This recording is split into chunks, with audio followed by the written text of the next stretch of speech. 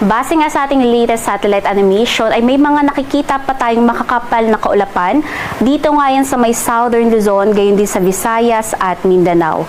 At yung mga makakapal na kaulapan nga na yan ay magdudulot ng mga kalat-kalat na mga pag-ulan, pagkidlat at pagkulog. At yan po ay epekto ng easterlies o yung hangin na nanggagaling dito sa may Pasipiko. Samantalang meron din tayong binabantayan na low pressure area sa labas ng ating Philippine Area of Responsibility. At huli nga yang namataan sa layong 1,500 km east of Eastern Visayas. At based nga sa ating analysis, meron itong moderate chance na maging isang ganap na bagyo sa loob ng 2 araw.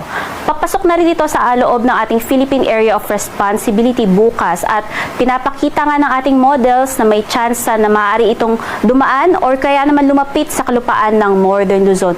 Ngunit bagamat sa ngayon ay mataas pa rin yung uncertainty or ibig sabihin nito ay hindi pa gaano kasigurado kung saan talaga dadaan itong bagyo. Kaya muli, inaabisuhan natin ang ating mga kababayan na patuloy na mantabay sa mga updates hinggil dito sa binabantayan nating low pressure area.